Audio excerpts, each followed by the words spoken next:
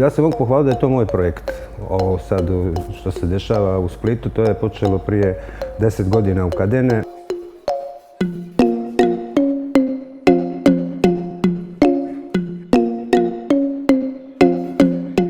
Kako su ovdje radile prije te prezentacije vina, na švedski stol se stavi pršut sir i vinar izlože svoju paletu vina.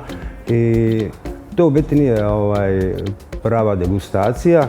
Da bi ti doživio vino, a i hranu, mora se sljubiti jedno sa drugim. Mislim, to definitivno, jer kako zna vino pokvariti hranu koja je vrhunska, ako nije dobro slubljeno, tako i hrana može pokvariti vino isto koje je vrhunsko, ako nije dobro slubljeno. Nije Split velik grad. I sad jedna vinska večer u nekom restoranu 60-70 sljedećeg mjesta, to će se napuniti, ali sa ljudima koji dolaze ciljano na to, znaju o čemu se radi. Sad da ja ponovim za mjesec dana istog vinara, neće mi ponovo doći, će kušati ista vina, već su, tako da isključivo radim samo sa vinarima koji ne gostuju u Splitu. Ne mora se raditi tu sa vrhunskim namirnicama. Ne mora tu biti oborita riba, ne moraju tu biti bifteci, bitni su ti okusi i jedan začin može pokvariti, samo jedan začin, pokvariti cijelo vino. Crna vina najbolje ide uz meso, najbolje se sljubljuje, najlakše je sljubiti sa mesom.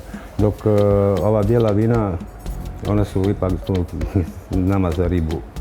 Meni je drago da u zadnjih jedno 5-6 godina da imamo stvarno dobri mladi šefova, da ne smijemo strahovati na ovu sudbinu naše gastroscene u Splitu. Jako su talentirani, samo što je za početak, za ovo trebaš voliti vino i trebaš stvarno napraviti i edukacija i posjete vinarijama, pričati sa vinarima, pričati sa šefovima koji imaju već iskustva u tome.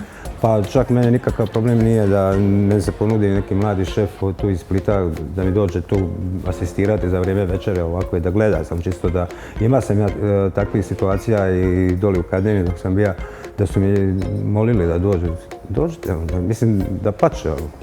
Prije 1-2 tjedna sam bio gori u restoranu Bicko na ovim Nutrijada, to su večer iz Nutrica, gdje se samo sa kraft pivima sljubljivala i bilo je fantastično, vrhunski. Ja mogu popiti pivo, ali draže mi je vino.